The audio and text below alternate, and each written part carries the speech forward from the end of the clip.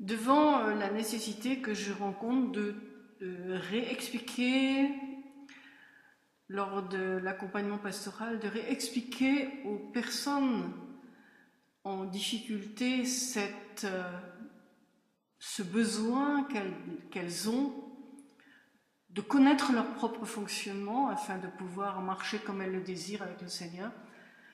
J'ai vu cette nécessité dans cette rentrée de démarrer une série sur l'homme spirituel. Je me suis largement inspirée de Watchman Nee, c'est pour cela que j'ai repris le même titre, l'homme spirituel, et c'est véritablement un livre que je vous conseille d'acheter. C'est un livre de référence, c'est un livre qui vous servira tout au long de votre marche. Certainement au départ vous n'allez pas forcément peut-être tout comprendre, tout assimiler, mais cela n'a pas d'importance. C'est un livre de référence qu'il faut avoir. Et donc je me suis largement inspirée de ce livre pour partager avec vous cette série sur l'homme spirituel. Nous sommes avant tout, et je le répète combien de fois depuis des années, je l'ai répété combien de fois et je continuerai à le répéter parce que c'est véritablement un vol de Satan de nous faire oublier que nous sommes des êtres spirituels avant d'être des êtres incarnés. Nous sommes faits à l'image de Dieu. Dieu est esprit, donc nous sommes forcément des êtres spirituels et nous avons besoin de savoir, et nous sommes en droit d'ailleurs, de savoir comment nous fonctionnons, comment nous pouvons fonctionner et surtout comment nous dysfonctionnons.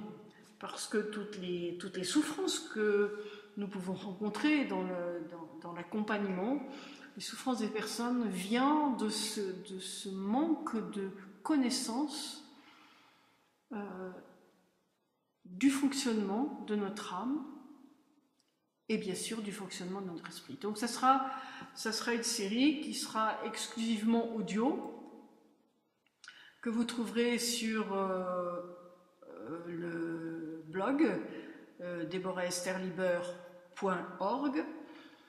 Au bas de la page, vous trouverez un lecteur avec les enregistrements qui seront posés les uns après les autres tout au long de cette nouvelle année scolaire. Que le Seigneur mette sa main sur ces enregistrements pour qu'ils soient véritablement bénéfiques, afin que chacun de nous puissions marcher par l'Esprit comme cela nous est ordonné. Ce n'est pas une option, c'est un ordre. Et nous avons besoin justement de comprendre comment notre esprit fonctionne, comment aussi notre esprit dysfonctionne. Il y a des maladies, on peut dire, de l'esprit, de notre esprit, et nous avons en Jésus-Christ toutes les solutions pour marcher comme Dieu attend que nous marchions. Vous avez un exemple dans l'Ancien Testament de Enoch qui a marché avec Dieu 300 ans. Et il ne fut plus, car Dieu le prit. C'est véritablement mon souhait pour chacun de nous.